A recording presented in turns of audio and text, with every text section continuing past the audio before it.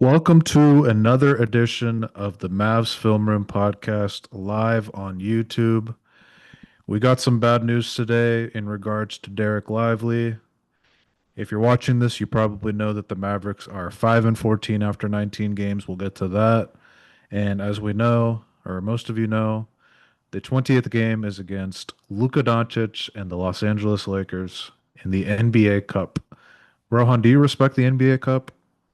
I actually do respect the NBA Cup. I think it's pretty. I don't want to criticize Adam Silver on a Mavs podcast, but the whole conversation about eliminating back to backs, maybe shortening the season because of injury issues, and just adding in like qualifying games are part of the regular season. But now, after you get to the elimination series, none of that is part of the 82 game season. So you're like adding 4 or 5 games to the schedule basically for some of these teams.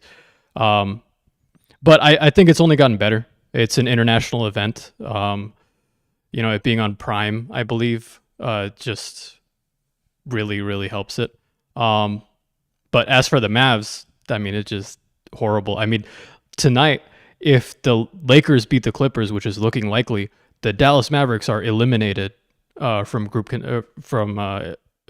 they're eliminated from the group. So, you know, I that's don't think the Mavericks have made the knockout stage since they started this. And I personally am not a fan of the NBA Cup. I think it's just a complete waste of time. I think I got what Adam Silver was trying to do, but no one's valuing the NBA Cup as anything really. I feel like some basketball fans don't even know who won the NBA Cup last year. Like who won the NBA Cup last year?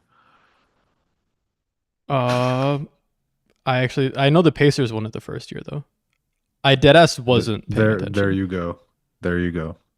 But anyways, let's get started with the Dereck Lively news. Mark Stein tweeted today that the Mavericks fear an extended absence for Dereck Lively. Uh, Expected to miss 7 to 10 days. Kind of continues a pattern that's happened since he's been drafted to Dallas. Even in that special season where he anchored a Mavericks defense all the way to an NBA Finals appearance, just hasn't been able to really stay on the court. Rohan, what do you think the Mavericks should do with Dereck Lively? I mean, I think you just have to extend him at this point. It's it's difficult. He had, what was it, a knee issue or something last year, or some sort of fracture. I don't know if that was in his foot, but now he's out with a foot injury. For bigs, that is a really, really tough thing. But we've seen like KD, for example, has come back from microfracture and been fine. I am cautiously optimistic that if you don't have some Fugazi man as your GM, they will properly analyze his injury risk and mitigate it. Like this season they're not competing for anything.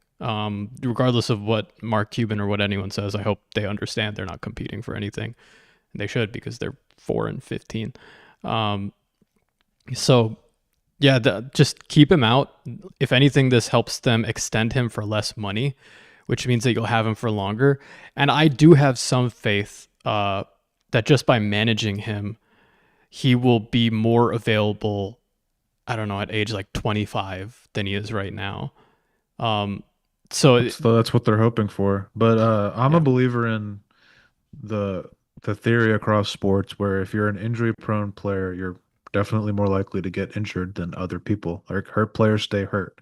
So I don't think injuries are necessarily going to completely go away with Derek Lively. I think the hope is that you just kind of manage the games that he's missing every year. But in regards to the player, though, like I know a lot of people, I guess today, especially after the news came out, because I mean, people are frustrated with absences with the Mavericks. Everyone's missing games. It feels like everyone at some time has gotten hurt over the last year.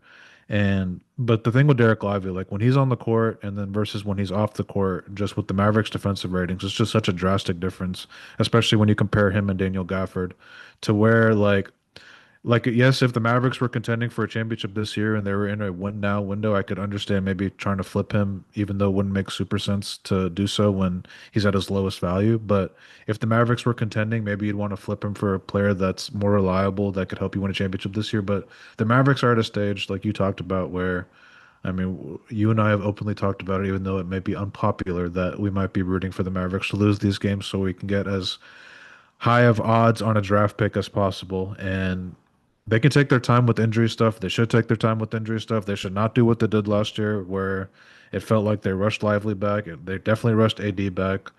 They might have rushed Gafford back. Just all these guys to come back and maybe get into the playoffs to get swept by Oklahoma City to save Nico Harrison's job. All of it was kind of crazy. This year, you can for sure take your time with Lively.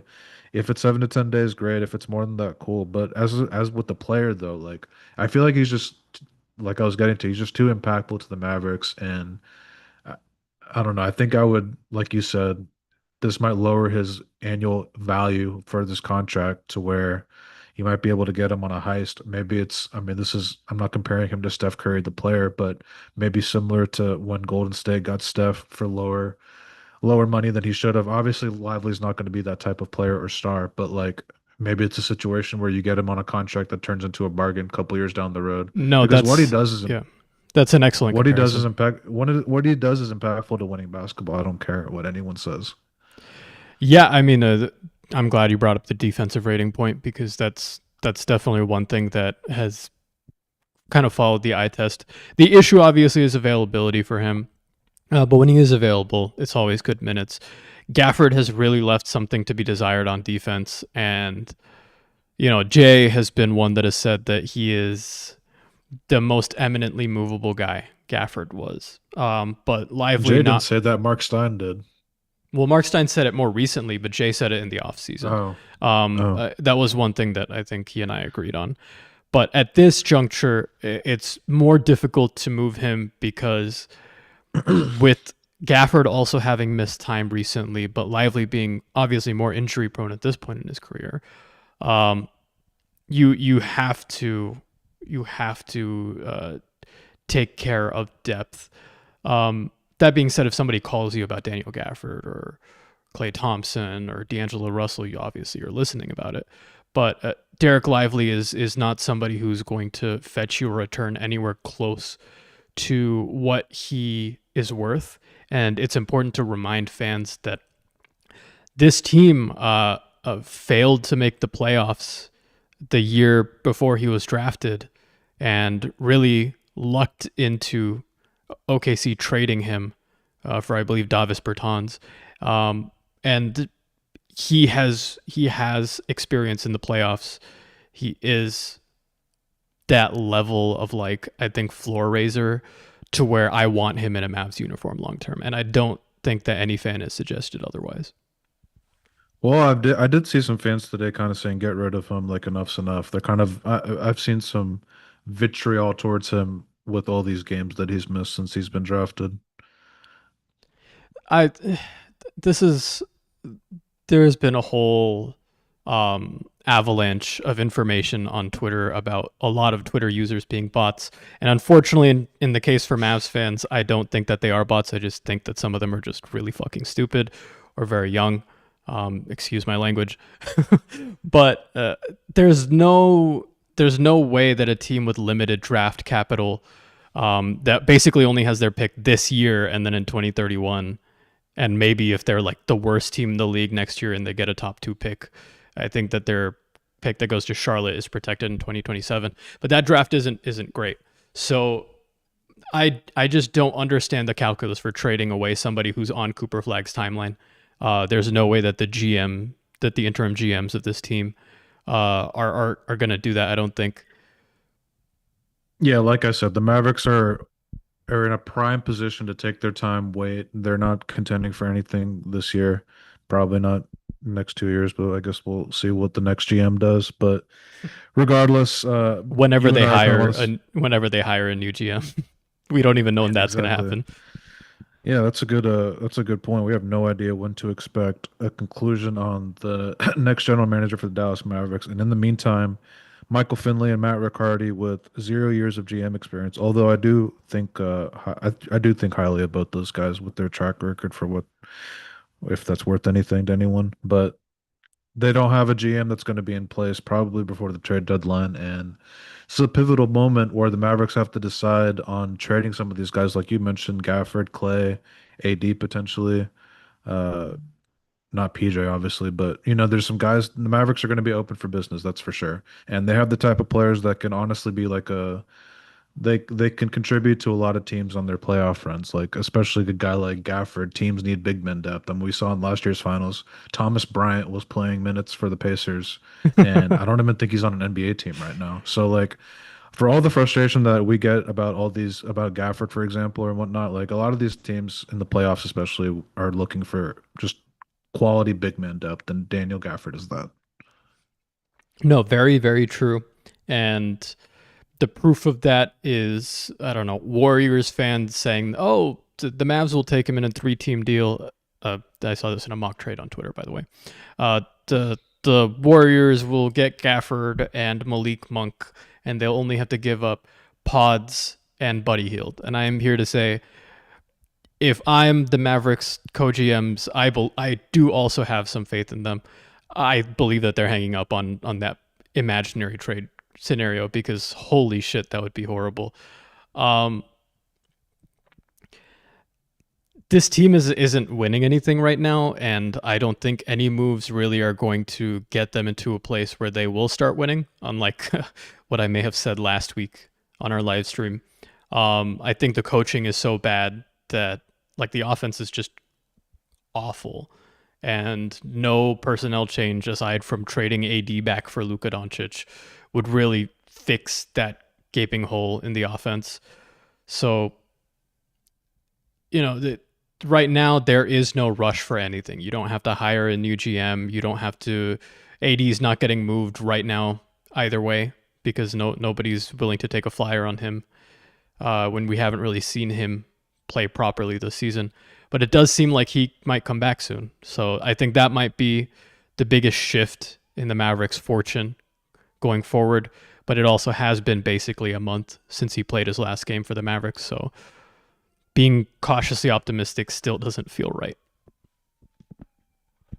Yeah, I mean, coming into the season, I mean, I wasn't. This was honestly before you kind of saw the pictures of Anthony Davis in training camp and not being in the best shape. And I don't think I feel like people are blaming him a little bit too much for that because the whole eye surgery thing and not being able to work out, I don't think he's getting the benefit of the doubt. But at the same time, he's not going to get the benefit of the doubt from Mavs fans, unfortunately, just because of the circumstances he was a card in. But I personally don't blame him as much for the whole conditioning thing as maybe others do. But regardless, like his entire time in Dallas has been coming back from an injury, recovering from something. And he just like even like the most pessimistic Anthony Davis people would even admit that we haven't even seen close to the best version of Anthony Davis in a Mavericks jersey. Yeah, you and I And have agreed on that in the past. I think the issue is even if Mavs fans do end up giving him the benefit of the doubt, other GMs won't. So he needs to have a yeah, stretch for sure. He of has good to play play, well. and Yep. he can't play his way into shape. He needs to get in shape and get healthy. Yeah, we have no idea what his current shape is right now. I honestly think he's going to try to make that game happen against the Lakers in LA.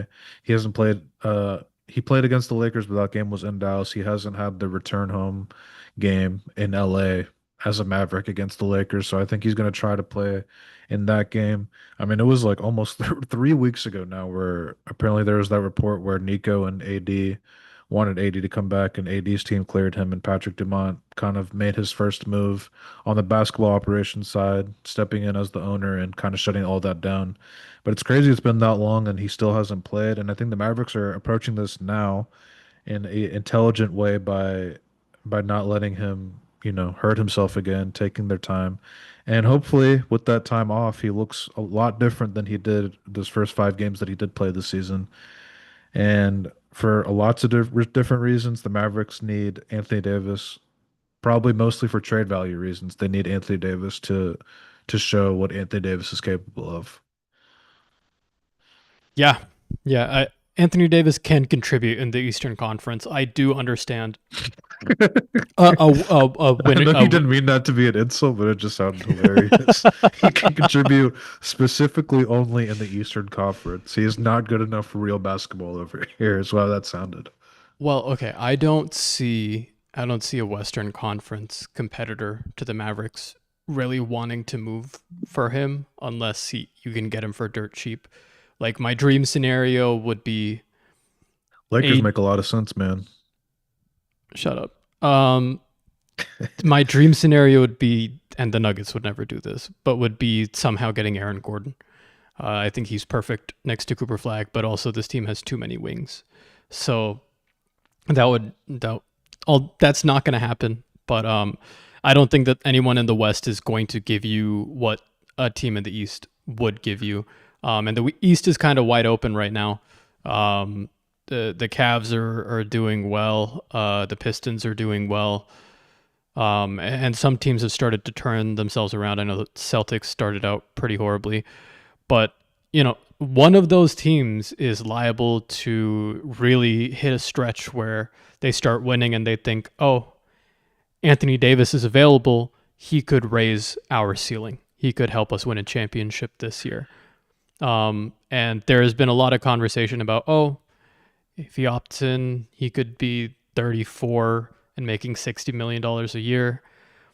If he wins you a championship this year, I'm sure any GM, any owner is saying, hey, yeah, I'm willing to take that chance.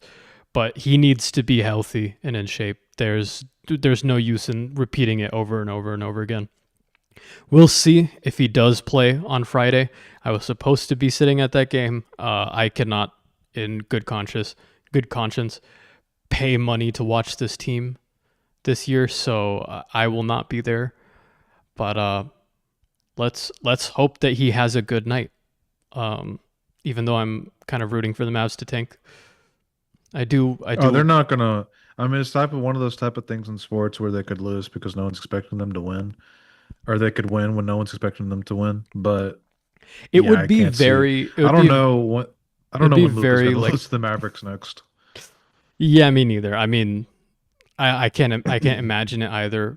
But there is some chance. I mean, this would be the most Mavs thing to do, like 2025 Mavs, post Luka Mavs thing to do, to be eliminated from group contention tonight, when the Lakers presumably beat the Clippers, and then they beat the Lakers, in their only NBA Cup group play win. That would be it'd, pretty Mavsy.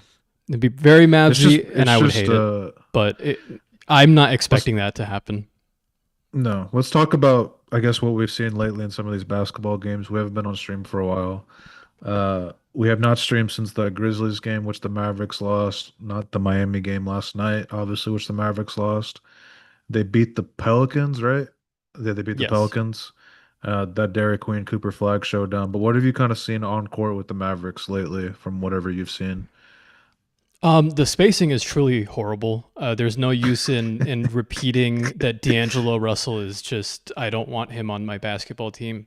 We're at the point where fans are genuinely saying Ryan Nemhard should be given starting point guard minutes, and these are fans that I respect. They're not like randoms that I make fun of. And are So they wrong? I actually think that Brandon Williams and Ryan Nemhard are not as far away in impact on the Mavericks if you actually play Ryan Nemhard that much. But here's the thing, Ryan Nemhard is undersized, and we have seen defenses pick him apart. So not to really talk about him too much because I don't think that he will get any starter minutes. I still think it's between B. Will You don't and think so? D'Lo. I I just think D'Lo's already in Jason Kidd's doghouse. I just don't think Jason Kidd trusts him at all. And I feel like Nemhard would have played more lately, but he's just been dealing with his own injury that hasn't really been talked about because the Mavericks have had so many other injuries. But honestly, I could see Ryan Nemhard stealing some minutes just because for as much as Mavericks fans do not like D'Lo, bro, Jason Kidd hates him even more. Like Jason Kidd does not trust D'Lo at all. That's the one thing I commend Jason Kidd on this season. I mean, that out of timeout situation, like the play calling is pretty bad. I don't know if that's Jay Triano or Jason Kidd, but I think the figurehead takes the blame, right?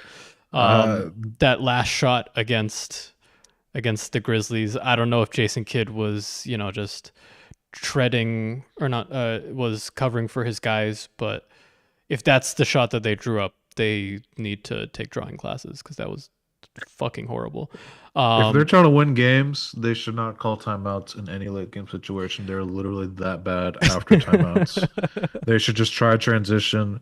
The game yesterday was a great example. Jason Kidd like completely stalled momentum and predictably like they didn't even get a shot off after the timeout. Like they're just so bad in those situations. I don't know if it's I mean some of it obviously has to be due to the personnel that you don't trust a lot of these guys with the ball in their hands all the time like you used to for the last 6.5 to 7 years. But um yeah, I mean personnel is an issue with me with this team offensively for sure. I mean we talked about that even dating back to the offseason when people were sipping Kool-Aid on this team, saying this is the biggest threat to the Oklahoma City Thunder right here.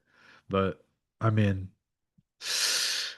personnel's definitely an issue. Like the point guard room is an abomination. Let's just be honest. Like the fact that we're even saying like the undersized, undrafted two-way rookie point guard should be like the starting point guard is just outrageous.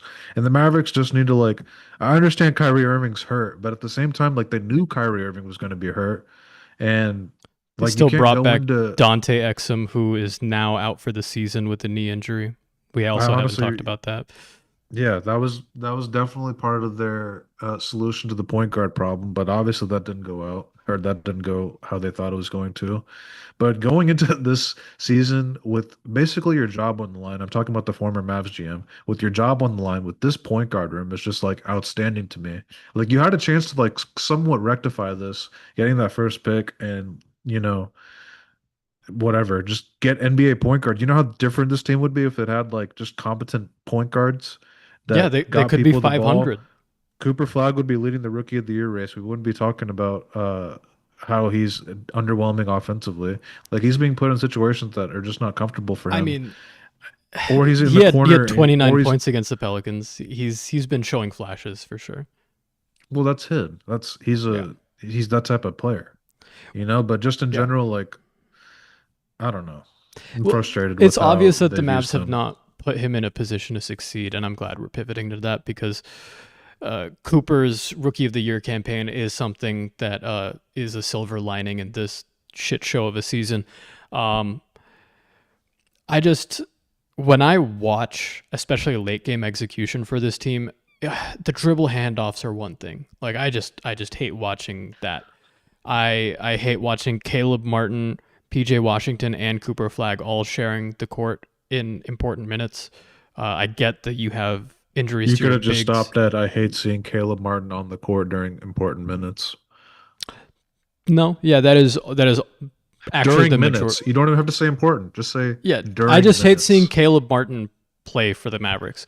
Um, like just any other team, please. I just still can't believe that trade fault. You know what? We're not going to talk about it. Um, this I understand theoretically the idea that none of your bigs are injury prone, and Daniel Gafford is not a good defender. Therefore, you could get away with playing three wings if they're all 3-and-D guys. But Caleb Martin does not contribute on any level other than just having the ball in his hands because nobody is seriously guarding him.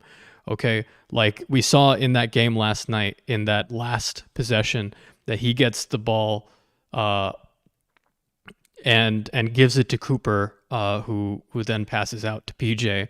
And I would like to break down that film, but we can do that later or in a different platform. It's just this team has no offensive identity. I don't know what Jay Triano is doing. I'm going to be so honest. And his resume does not have the greatest highlights on it. I'm going to be so honest with you.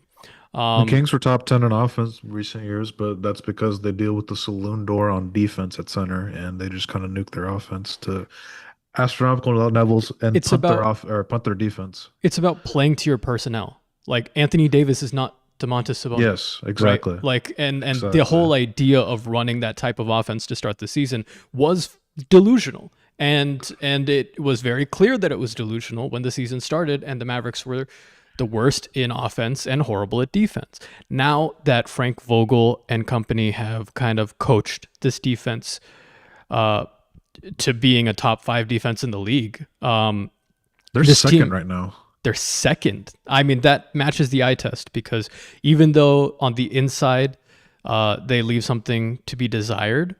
On the perimeter, their rotations are really good. They're switchable. Cooper is amazing on defense. Clay has even been good on defense. Um, that is not the issue. I mean, this team can get stops and bring back momentum. They have been in so many close games. And honestly, as somebody that wants them to lose games this season for the draft pick, that scares the ever loving shit out of me. But I still want to watch Cooper Flag. Like, if Cooper Flag wins the game, if he hits a game winner, I'm never going to Yeah, complain.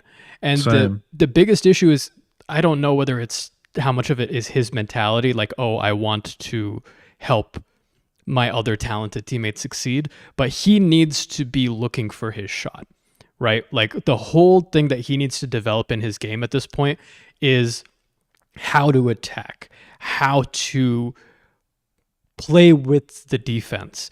And that will allow for those passes to then be more potent, right? And I don't even think he's being put in a position to succeed there. And I think a part of it is that there's so many capable veterans on this team that I'm sure for him it's a little daunting to be like, no, fuck you, it get mine, right? Like, I don't think that that's his personality. I think he's a winner and a team player. So what I would like to see is him in the film room way more. Like, what I would do honestly is watch You Luca want to film. see him on our podcast more? If Cooper Flag was Sorry. on the podcast, I think I would do all the homework. I would have a ton of clips and ask him, like, okay, what are you thinking here? What are you looking for? I just love picking basketball players' brains. But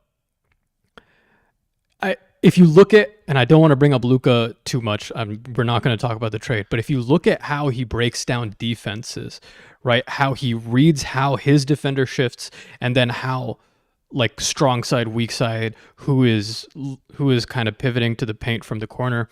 Um, you need to know what you're looking for so that you know which moves will force the defense to adjust. And the main thing is Cooper does not force the defense to adjust that much. Like, he gets a lot of baskets because he is faster, somewhat bigger, and just more active than his defenders. And there's nothing wrong with that. I mean, he's a great athlete, but there needs to be that offensive IQ boost. And I don't think that I think that the coaching staff is maybe the biggest reason why he's not really doing that. Like, if you had a God, Sham God, or, you know, one of these guys, I think he would be looking so much more convincing in the rookie of the year race, and I think his point average would go up. Um, so yeah, I want to see him attack the defense more. I want to see him look for his shot. I know that he's not shooting great from jump shots, but on the eye test, it all looks good. Like, there's no hitch in the jump shot. The release point is high. It's stable. But he's missing some of these jumpers badly, especially lately. Like they're all being pushed strong. Like it's like he's just overshooting it right now. And some of it does feel mental. I mean, it has to be when you're, I mean, he was a decent shooter in college. He wasn't a bad shooter in college. And what is he shooting at right now? It doesn't, I know the number's not pretty. I haven't looked at it in a It's while. I'm gonna look it probably up. like 25 or something like that. 26%, which is honestly better than I thought it was. I thought it was going to be below 20 just lately on how he's shooting it. But I mean, if you listen to people kind of breaking down Cooper like in the draft process and all that stuff, everyone was saying that his jump shot was going to be like the last thing that he kind of figures out in his career. Um, but overall, I'm not really worried about it. But damn, he kind of like reminds me of like baby Giannis on offense right now. When he goes downhill and attacks the rim, the way the defenders are sagging off with his jump shot, and then like the underrated playmaking aspect to him. I think he's going to end up being a better playmaker than Giannis, which is pretty might sound crazy because Giannis is a really, really good playmaker, but I think Cooper's going to end up being a better playmaker than him. No, I All depends agree. on if he's going to be able to get to kind of the offensive spots that Giannis does, because that also is what opens up the playmaking for Giannis. But Overall, I mean, we haven't really touched on the defense yet. I don't think he's got enough credit for Cooper, that is, on his defense, on the defensive end of the floor, because Bef- like you're already seeing like a complete fear factor from offensive players facing Coop, like being scared to drive to the rim. I saw last game he was stopping transitions, like people wouldn't even like try to like. It didn't look like the Wemby clips from last year, but it kind of reminded me of that, just the fear factor that they're so scared to go into the paint with this guy, and this guy's like he's like 6'8", 6'9". yeah, And it's just like the instincts that he has are like rare doesn't even like I guess do it justice, because like they're rare for like anyone, not just a rookie.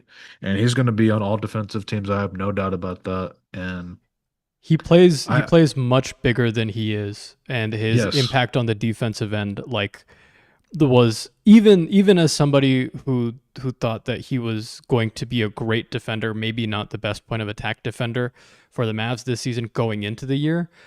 I'm like, oh, I was underestimating this so much. He is the best defender on a top two defense right now. And that is something that needs to be said more as we make the case for his rookie of the year, just because his scoring totals aren't really there. But before I really dig into the defense, I on the Bucks or on the Giannis point with the playmaking, I mean that is something that Jason Kidd does get some credit for in Giannis's career, playing him at the point guard early on when Giannis wasn't really a developed offensive player, and now we see that that has contributed to Giannis becoming an all-time great and a champion, and a pretty good playmaker. Uh, Actually, great, I would say, in terms of his vision. And I'm sure definitely. Cooper will develop some of that, but you, he is like a momentum player, I think, on both ends of the court. Some of these shots is I don't know if he's a catch and shoot guy. I'm going to be so real. I think yeah, that's going to be the last thing that he develops. Um, and the Mavericks are kind of depending on him a lot defensively, actually. And I'm sure that contributes to him being a little run down on the offensive end of the floor. Um, I'm just Essentially, yeah. You I'm can't just just be hoping that he gets some of those rhythm shots. Like he seems to be intangibly good at those. And I would like to see him get more. It's just the defense does not move. It's not just his fault. It's not just him not making the reads or kind of attacking the defense in the right way. It's also his teammates, right? And the offense just sucking and the spacing being horrible. So, um, think tomorrow. I'm thinking Friday. Maybe. I'm thinking Anthony Davis will play for whatever reason. I don't. I just don't think he's going to miss out on this game. And I think he's going to play the five with Lively out, and maybe they go Gafford back to the bench. And I want to see how that looks on offense. I want to see Cooper and AD play together a little bit off of each other. They're not the most complementary in terms of their skill sets offensively, to be honest with you, but it's like the best thing the Mavericks can do right now, just offensively, because like whatever else they're doing right now isn't cutting it. I put out a stat earlier that the Mavericks are like the only team in the top 10 that are below 500 just wins wise, because like a lot of the well, if you're good on defense, you have a good record usually, right?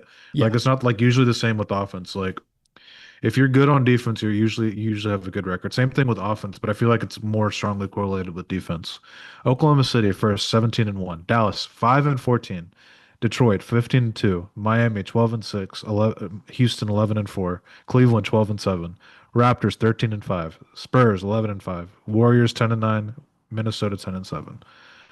The Mavericks are the only team not only just below 500, but almost 10 games below 500. That is how abysmal their offense has been.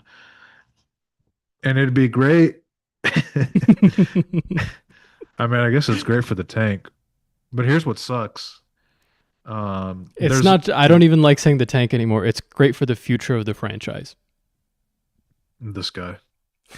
Yeah, because sometimes if you say tank, I guess people are thinking like the players aren't going to punt these games or whatever. The coaching feels like they're punting the games on purpose, but I don't know if they're, I don't, maybe that's what they think is the best thing to win. But I Yeah, don't know what I was gonna say. I I don't just know what some of these play calls are. oh, there the Uh, bad part about tanking is there's so many like horrific teams like the Wizards who have one win this season. I wonder who that was against. Like the Wizards, the Nets, I don't see the Mavericks catching up to those teams. Same with the Kings, and especially if AD comes back and is like uh, good. Hopefully, can he be good? If Uh, he's if listen, if he's 255 like around there somewhere, I genuinely believe he will be the best Mavs big and that the Mavericks will they might be like the top defense in the league because right now the issue these last few games has been interior defense a little bit and rebounding and just availability for bigs. Um, but yeah, I just don't see there being a world in which the Mavericks are anywhere higher than play in territory. And I when think healthy, well, I mean, what's when you scary have about Kyrie, like if we had Kyrie coming back oh next week, then I think this team could be at the bottom of the playoff bracket. Sure. But realistically, we're not getting him for another 2 months, 3 months, right? So, like you have to just showcase Anthony Davis. I don't think he's going to be in a Mavs uniform when Kyrie is back on the court. I to God, I hope not. But it's possible, and I don't know. 80 will probably, I would bet, play against the Lakers. But that kind of pisses me off as somebody who wants to see Cooper Flag's rookie year, just because I think he's going to take away from some of those touches.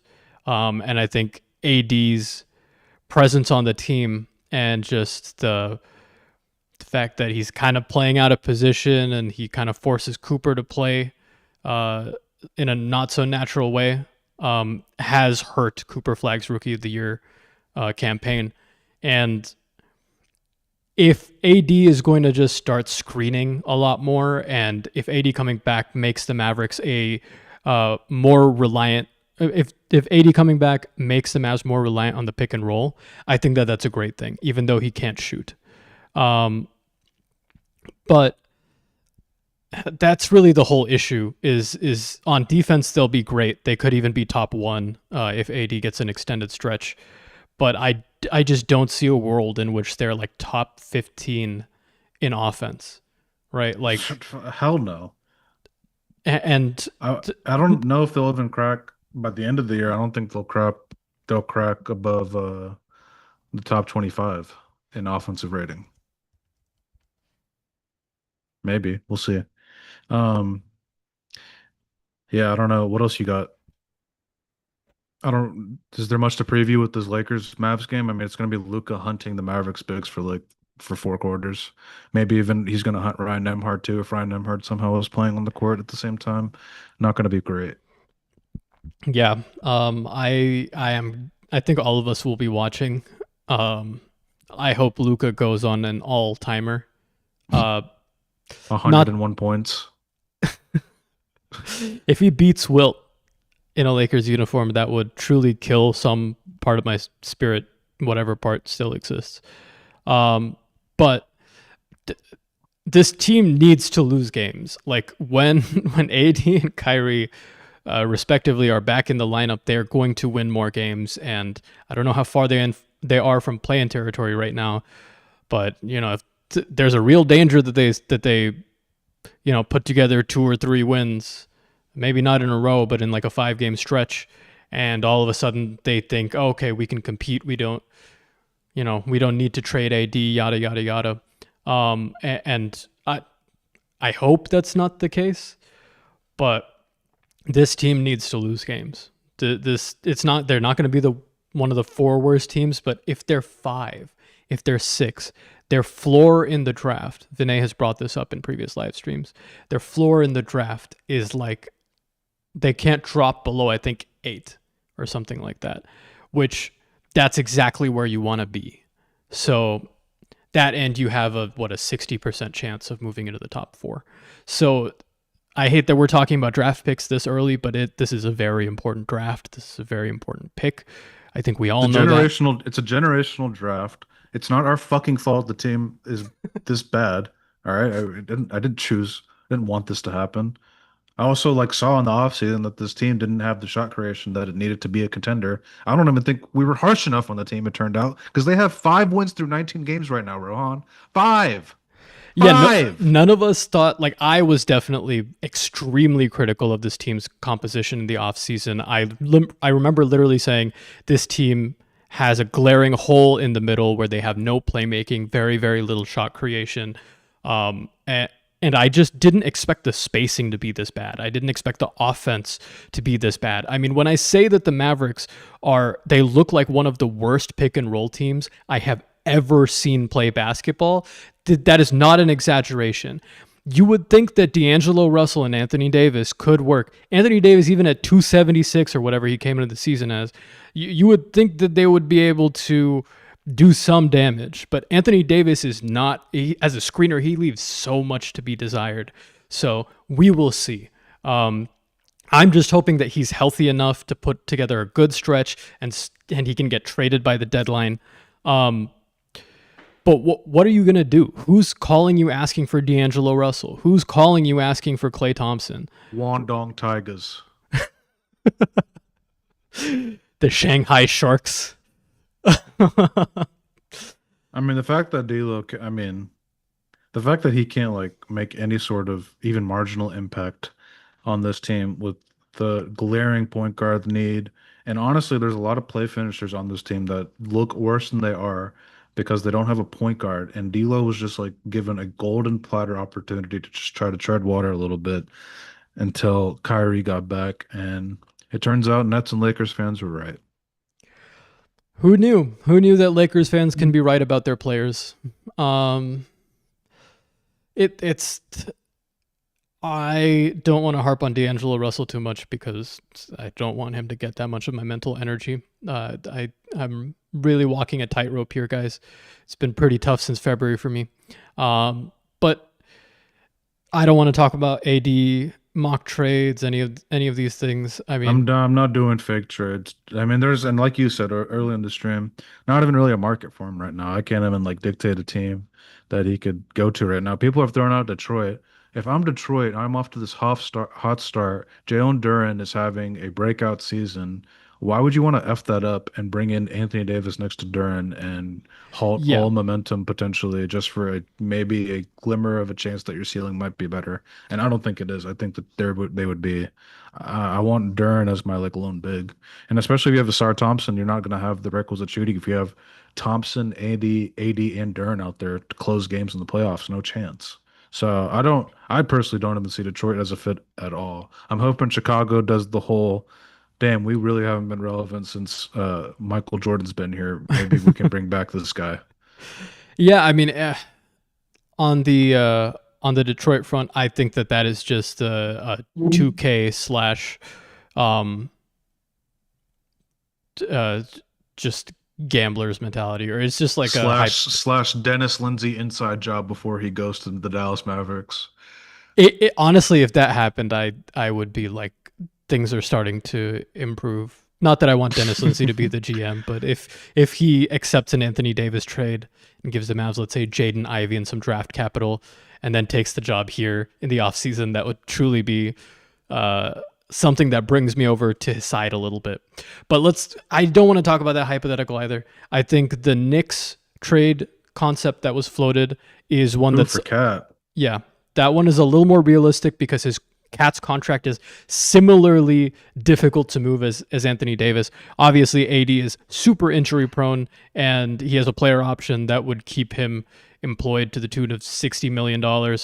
I'm sure if you extended him, it would go up to 70 in his mid to late 30s, which is obscene. But for the Knicks to have just gone to the Eastern Conference Finals, and for them to have so many weapons, I do think Cat is really movable. So I know that they have their whole like Nova thing that they were doing over there, and maybe they don't want to mess up the chemistry. Stupid ass Nova gimmick.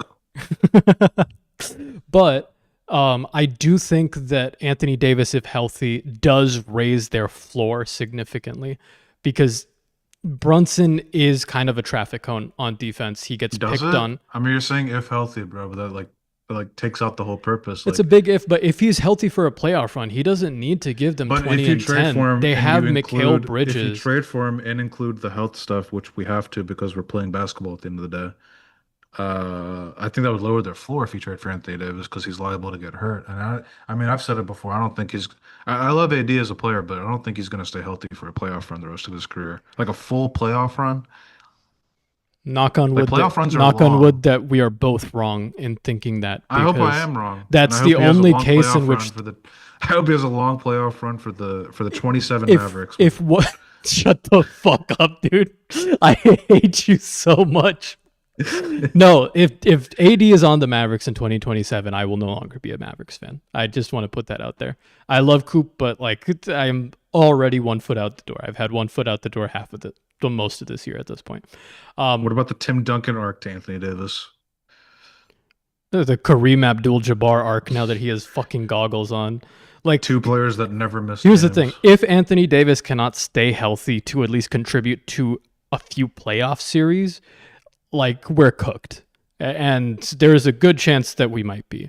If that's the case, and if Anthony Davis can't get healthy, knock on wood that that does not happen, we're in a position where the Mavericks will have to sell low on Anthony Davis after already selling low on Luka Doncic to get Anthony Davis. So you hope that you can get maybe another pick in this upcoming draft from him, but that probably isn't going to be a high pick if, as we believe, his health will still be a big question around the trade deadline. So there's not a lot of optimism for me with Anthony Davis, but I do think that Gafford can be moved. I think that Clay has been playing, especially that Grizzlies game, has been playing better of late, and that makes his $16 million contract a little more movable than it was in the beginning of the season. Um, there just are a lot of guys that Caleb Martin is not going to get traded. AD, if you trade him, you're probably taking somewhat of a loss. But if you can get Karl Anthony Towns, here's what I'm saying: you have great spacing next to Cooper Flag. Okay. And yes, that's a bad contract, but So you're here's just the doing the one for one, or are the Knicks asking for more? I think the Knicks probably ask for something else, but I don't I can't really imagine what that would be because they also have to. I think Cat makes 50 and AD makes like 55 or something like that. So the salaries don't exactly match. Jaden They, Hardy, welcome to yeah. Manhattan. Hey, Jaden Hardy. If Jaden Hardy can get shipped out, that would be great too. No hate. It's just I can't watch that, man. Um, You know what's crazy? what? I think he's like top 10 in the NBA in like defensive rating. Jaden Hardy? And he has a positive net rating. Cause I was looking at net rating stuff earlier today. Man, And yeah, this team is like a generational defensive team without Anthony Davis on the floor.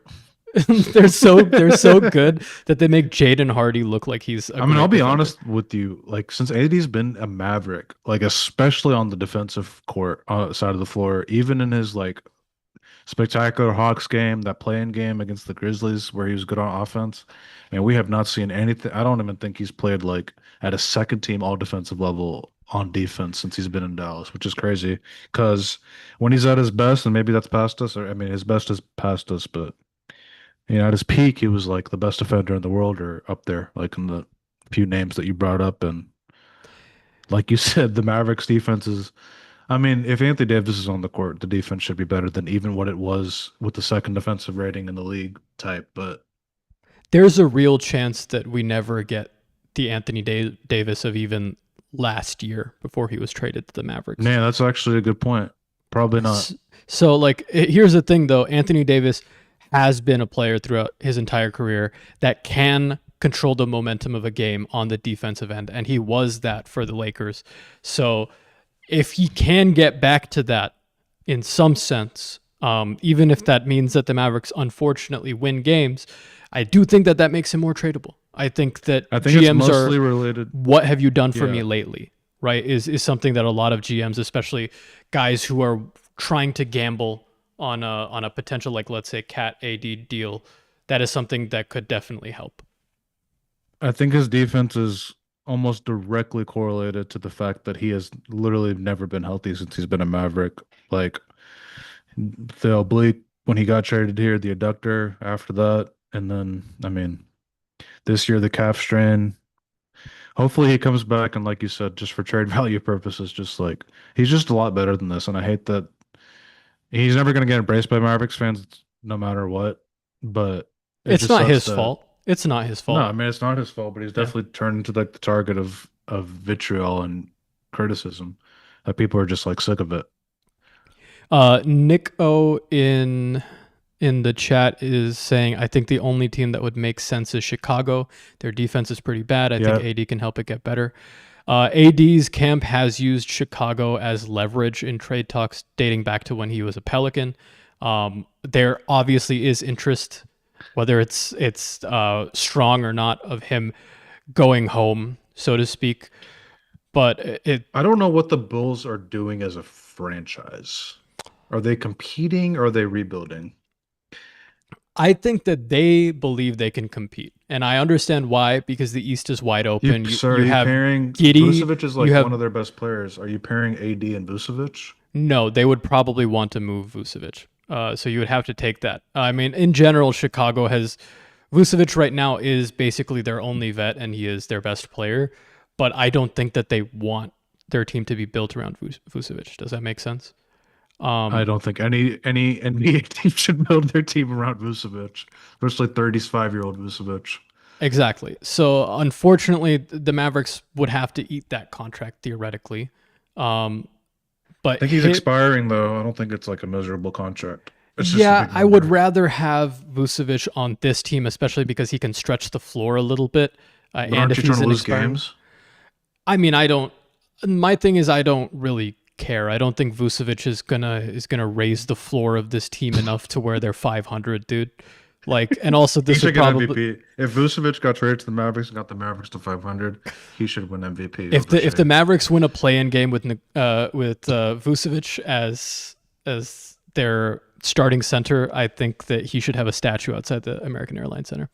That's a I joke, don't by the even way. think you could get. I really don't. I mean, like you said, like I already said that you said earlier, there's no market for Anthony Davis right now. I really don't think there is. And No, he, and like that's why we've they're been harping talking on about it. repeatedly, he's got to showcase himself and show that he just got to show that he's capable of it still to some level, some degree. He doesn't even have to show that he's the number one guy on a championship team. He just has to show that he's capable of giving you good Anthony Davis moments. He needs to take something out of D'Angelo Russell's book and show us that chip on his shoulder, bro.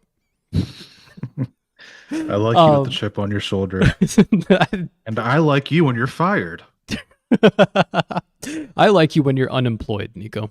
Um, I listen. There's no use in like just throwing around fake AD trades, but if you can get a Kobe White, and Vucevic, and let's say because this is assuming that they actually are winning games and they continue to win some close games, they're competitive and they want to raise their ceiling.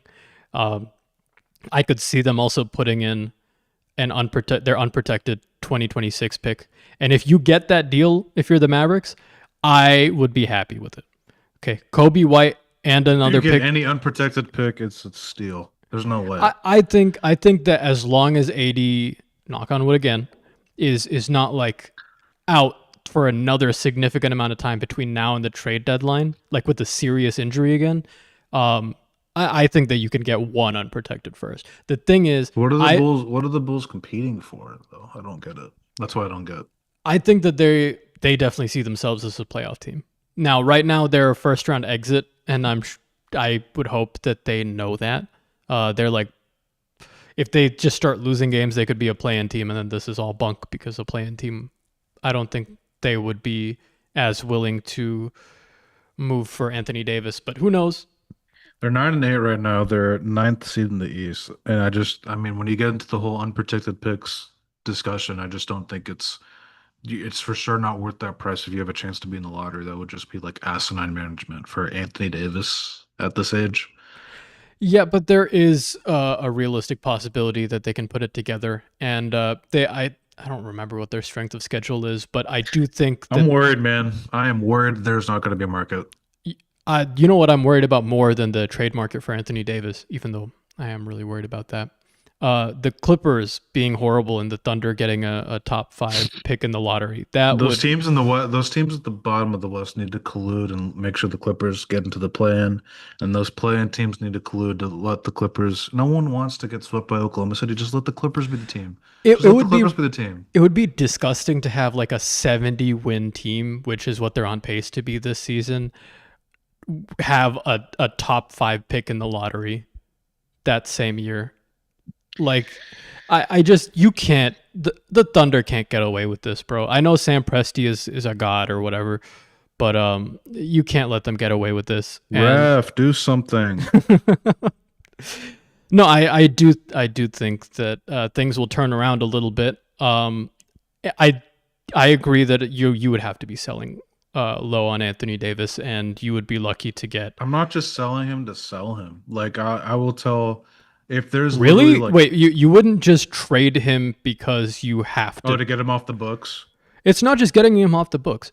Think about what you're saying, right? You're saying you don't think that he will put together a healthy stretch, and you don't think he'll be healthy for another playoff run. Do you want number one? Do you want that guy on your books in 2 years? No, No, you I'm don't want him saying to I'm not opt into just the player trading. option, I'm but saying also I'm not his just trading value is him going for to go junk down. offers. Oh yeah, I'm no, just I saying I'm not I don't trading think him that for they just will. junk offers. To where I'm just going through the teams, and I mean, things can change after a good Anthony Davis stretch. I just don't see the team out there right now. I mean, maybe things can change, but I'm just worried that there's not going to be a market that materializes to where teams are going to be giving. I just Chicago. What are you? I know they're dumb. What are you doing giving up unprotected first for Anthony Davis? There's just no point. It just makes no sense. Listen, all of this, the season is still pretty young for them, right? Like, well, in general, for the Mavs, the season feels like it's been 6 years because they can't win a fucking game, and every game is a close game. But you're at this point where I think that you can get an impact player like a Kobe White and an unprotected first from Chicago. I really do think that you can. They I might not disagree. they may not be willing to offer it right now, but I think Anthony Davis playing well can fetch that. And I think we both have agreed that he has not Yeah, played yeah, yeah. up to what we think that he can still do, even I with think the he can fetch that goggles. type of value. I just don't think it makes any sense for Chicago to do that with where they are as a Okay, team. well, we need to stop giving other GMs No, competent because they advice. don't have a shoe executive hired as their GM. They don't have a shoe salesman. No, listen, I this is actually something that I believe, and we can quickly.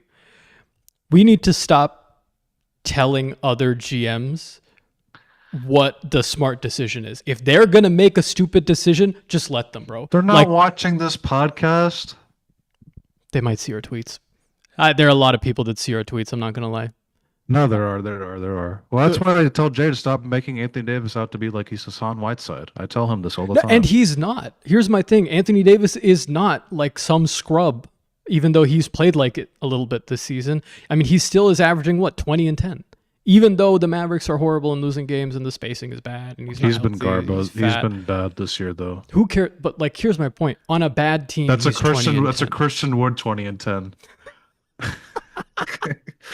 Laker legend Christian Wood. Um, That's a that no. listen, I don't know Not how feeling much the more there is impact. to say about. There's not much more to say about Anthony Davis because he hasn't played in a month. Okay, he will likely play on Friday, and we will see what he's like. I think I'm not Muslim, but inshallah, he shows out and he What has the a. what the fuck was that? Then if you're not Muslim, why'd you say that?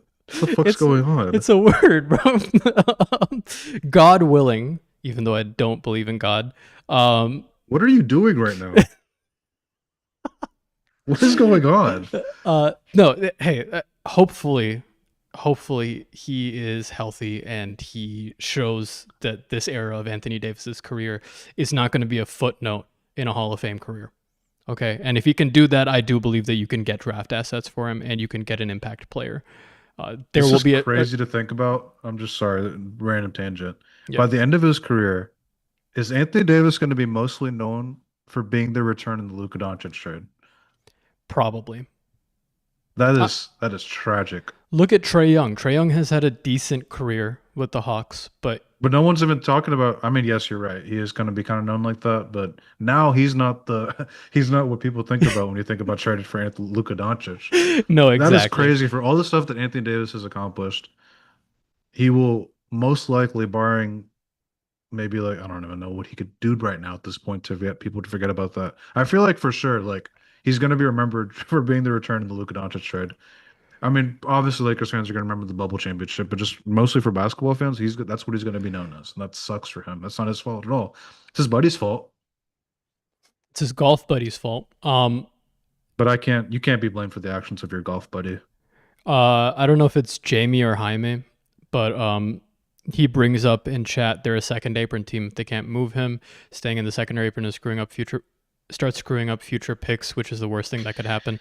Yeah, and that is why there has been so much discussion. I think about moving him is because the Mavericks have started fielding offers after firing Nico Harrison, and they realize nobody wants Anthony Davis at this juncture, right? So here is the worst case scenario in my mind with Anthony Davis. As long as, knock on wood, he is healthy to end the season, I think that you'll get a better return for him than you would at any point this season. Okay. So So you're saying we wait till the off season? I mean we said this last week or whatever our last live stream was, but yeah, No, that's people. I mean, but there's four of us. We have sometimes differing opinions. oh, we I feel like disagree a lot.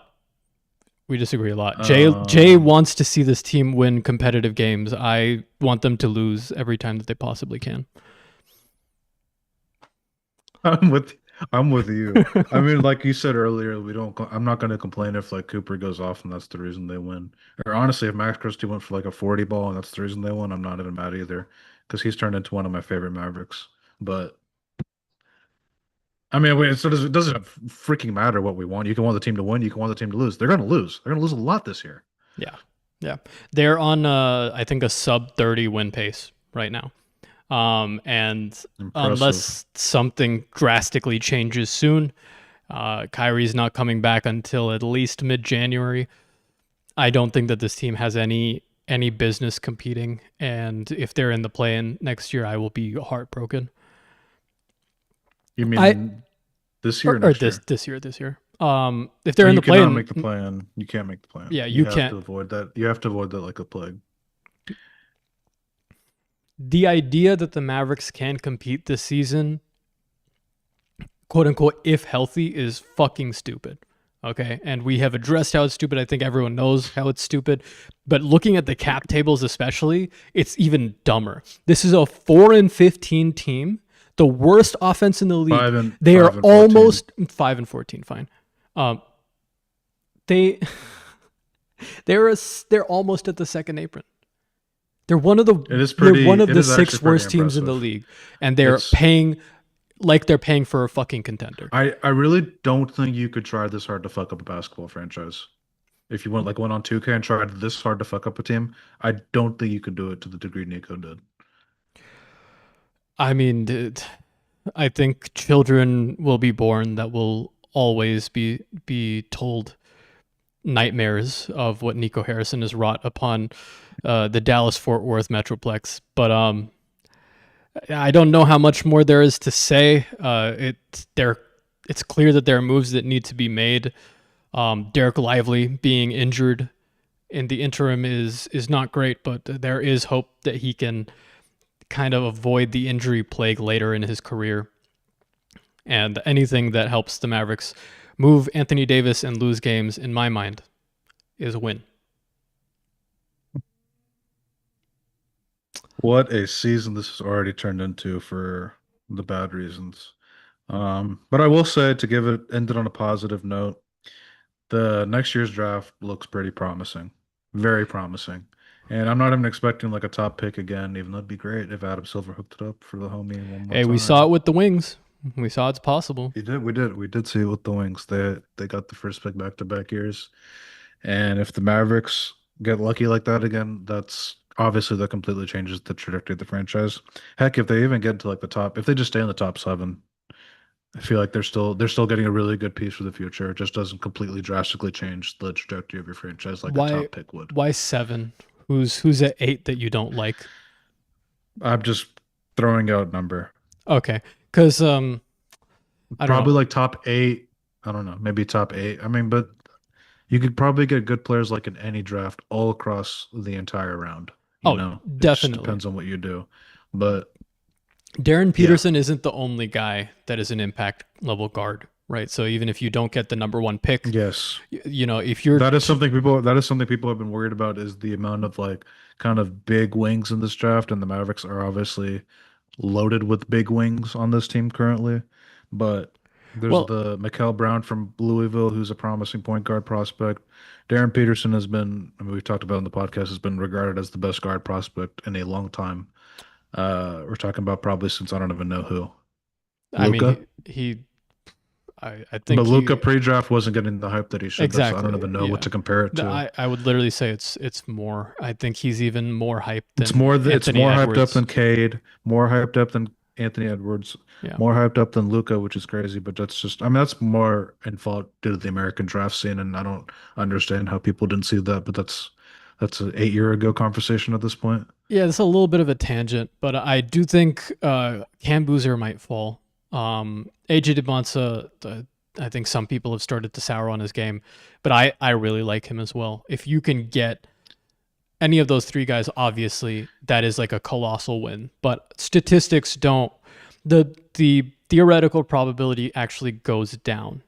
The more success that like when the Wings got the number one pick, everyone was like, "Oh my god, it could happen for the Mavericks." I'm like, guys, I hate to break it to you, numbers wise, I'm not this thinking about makes it it that deep. less I'm not likely. thinking about it that deep because if you do the whole numbers wise thing, there's no way the Mavericks don't move up all those years in the lottery.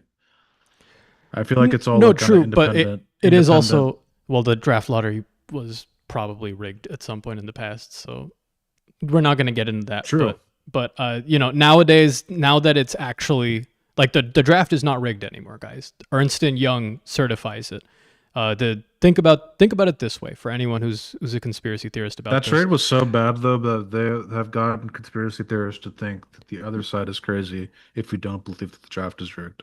Remember when they said that they were moving the team to Vegas? Like, there's just when something that stupid happens, the only thing you can do is come up with some cockamamie scheme. Um, like the draft is not rigged. This is a collection of $30 billion companies, all of them competing against each other. Do you think that if the draft was rigged and the certification was fake, that there wouldn't be lawsuits? These are billionaires. Like it's dumb What on is in any it for critical Erston? level. What is in it for Erston and Young? Ernst and Young, they're one of the Erston. largest. No, what's in it for them to rig the lottery for the Dallas Oh yeah, Mavericks? no, there's nothing in them. They're not taking any directives. The whole reason they're hired is they are a third party that is completely independent. Anyways, I don't want to dwell on that too much. I think if you get a top 5 pick, your ceiling over the next 5 years is improved so much. Like even Koa Pete, I think would be great on this roster. And what going to what you said, the wing glut on this team. Even let's say you move Anthony Davis, um, he makes one of those guys movable. We've talked about how we want PJ long term. Well, I think he would make Najee maybe movable. I don't think it'll be easy to move Caleb Martin, but I think you got to because Jesus fucking Christ, I don't want him on my team. Um, I don't think anyone wants him on their team. On their team, I don't even think Cody Martin wants Caleb Martin on his team. Sorry, that was too mean. hey, but that was true. Um, Listen, if you get a top 8 pick, I mean that's good because you don't have a draft pick for the next 4 years, but it's not going to help you compete. We have talked about this in the past. The West is a bloodbath. It's going to be a bloodbath the next 5 years. You got Luca, Wemby, OKC, and the Nuggets for the next couple of years. Um, you just the Rockets for this year. Houston. Um, there's just so many teams. The And a lot of these teams Warriors are going to for get right these. now. A lot of these teams are going to get better as they get, as they keep that core together and get multiple playoff runs together. I mean, think about it. Oklahoma City's just kind of now starting their playoff runs together. Like the year that the Mavericks beat them in the playoffs was their first year that they beat them. This will be their third year. Yeah. The year that the Mavericks beat them in the playoffs was Oklahoma's like first year as a group in the playoffs, and now this is their third year coming up, and no reason to see why that team won't be kept together. Mostly, I mean, like a Lou Dort here or there will probably have to leave, or like a Hartenstein, but for the most part, that core is going to be there. That core's that core's young, and even if people think that they're going to have team building issues, Sam Presti is the exact GM you want maneuvering all that. So yeah. Best GM in NBA history, honestly. And if the Mavericks are looking for a GM, I would maybe hire one of his proteges or something like that. I think that might be a smart idea. I have no idea how that GM search is going to go. I honestly also don't know how much how much influence Cuban has in Patrick Dumont's ear right now, just because um, uh, he lost influence, obviously, which led to the trade. And then Cuban, after the Mavericks won the lottery, has kind of gotten into the ear of Patrick Dumont a little bit more. And I don't want Cuban involved with basketball stuff. I Neither of don't. us do. I think Jay I don't care disagrees that with he us likes on this, but I don't care that he I cares about the hate. team. Yeah. I'm all good on basketball, Jerry Jones. I'm all good on him. And I don't think that he will have he doesn't have decision making power, and he's a voice who has a seat at the Yeah, table. Um, but if I Dennis Lindsey gets hired, it would be pretty interesting. I think that there's a world in which Dennis Lindsey gets hired and things go quietly okay, just because he's a competent guy and not a fucking shoe For sure. salesman. But here's my thing: I don't want somebody who's been here before. I don't. I don't. The Jason Kidd rumor fucking terrifies me because holy shit. But Jason Kidd or Dennis Lindsey to me is not the solution. You need to go for an outside hire. You have time. That is Like a this, hilarious GM list. it is. But none of these names so far interest me at all. Bob Myers can't do it, but there are He's not even other. interested. Well, he can't because he has an ownership stake in some other company. I have no idea what to expect with this GM search. Patrick Dumont has never done a GM search at the sports level for any type of thing, and you don't know, like I said, what type of influence Cuban's going to have, how much his voice matters. And like you just said, like I would like just for an extensive list that includes like the number two guy in Oklahoma City and then all sorts of different names. Just get like a whole list of things, hear out Masai people's Ujiri. ideas, hear out what I mean, shoot, these guys are interviewing for jobs, so you guys get to hear out what their ideas are for building around Coop.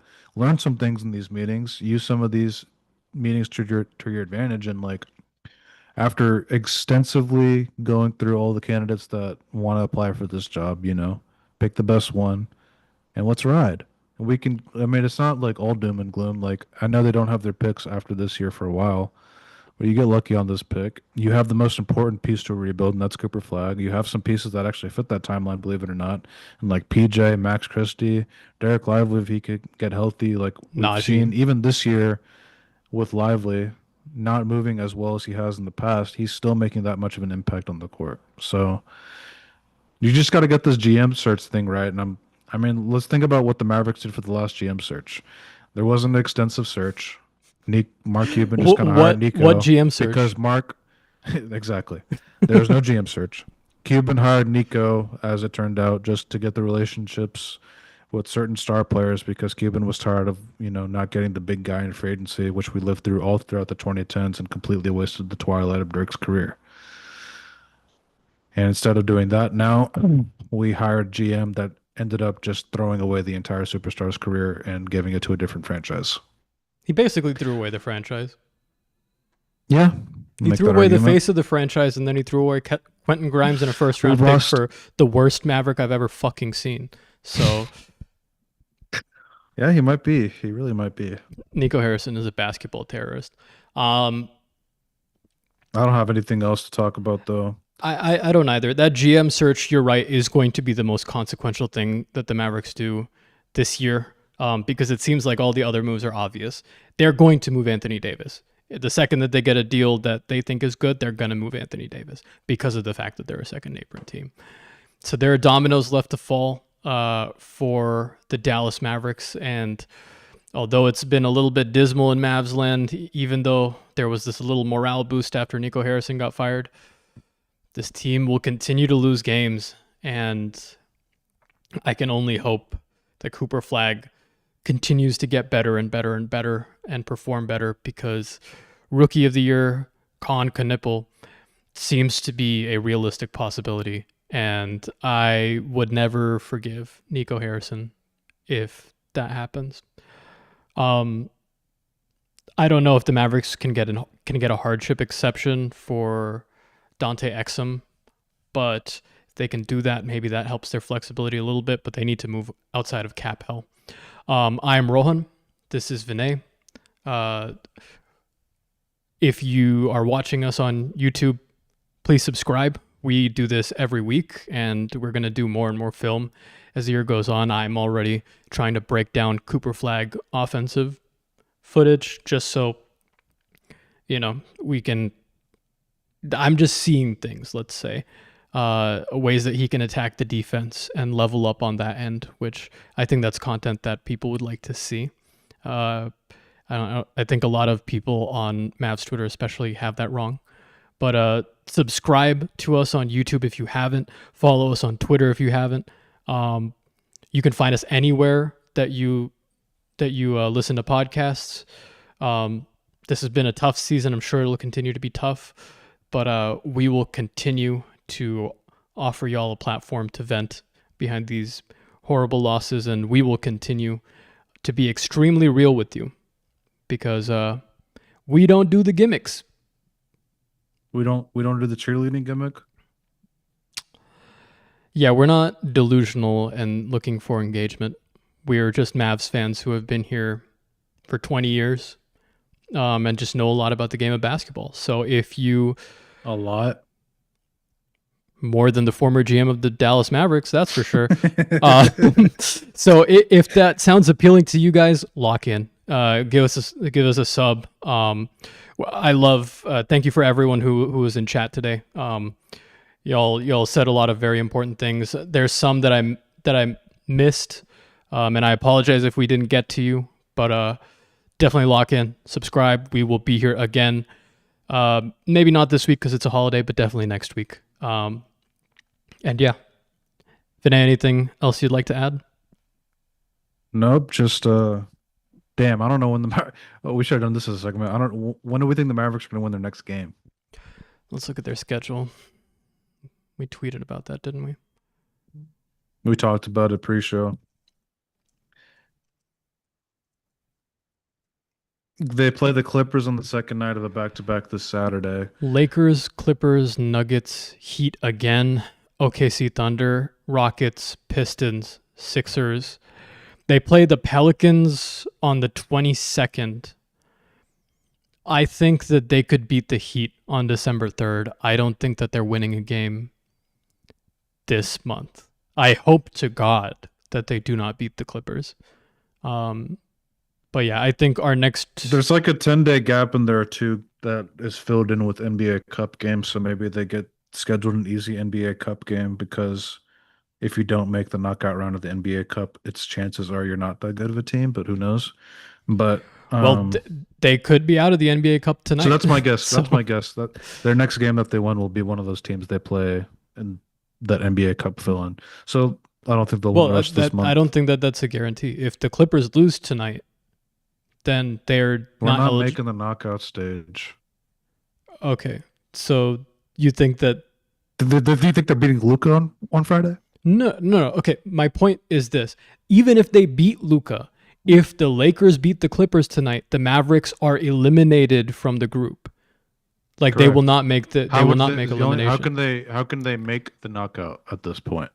If the Clippers win today and then they beat the Lakers, I think they have. So they are eliminated. They Yeah, are no, essentially they are eliminated. But here's the point: you're saying they could win one of those NBA Cup games, but they're not going to have any NBA Cup games after No, Friday but it night. fills in. No. But it fills in. They're not going to be in the NBA Cup per se, but the NBA fills in games during. There's like a 12-day gap in between games. You know, the schedule. Oh, So yeah, the yeah. teams that didn't make the knockout stage are going to get scheduled against each other. Yeah, So between the 6th and the 18th, there's a big gap. December yes, 6th, home exactly. against the Rockets. December A 18th, home and home, away. I think they get one home and one away. I think they'll win one of those games. I don't think they're winning until in then. between though. And Okay, yeah. frankly, Yeah. let's see how bad. Like I said before, I don't think they're going to get to Wizards, Nets, Pacers this year. I mean, the Pacers are horrific. Oh God, I wish that they could. I wish that they could get that VEP. I don't think. I feel like they're going to top off at 5. Hey, if they're the fifth worst team in the league to close the season, I'm going to be extremely happy. Okay. Same, It, honestly. I think because I don't want them to. I don't want them to. I'm doing. I'm done with the. Just they don't need to make the plan. Like enough. if they make the play, and I might not be back next season. I'm going to be super honest with That you. would, if they would have to make the plan. Yeah, it would have to be what happened last year, where we made the plan, missed the playoffs, won the fucking lottery. Yeah, well, All right, I not should call it. yeah, not much more to say. Thank you for watching. Thank you for listening. If you're listening to the podcast, we will see you again next week when hopefully the Mavericks continue to lose games. Fake Mavs fan. Where is the MFFL?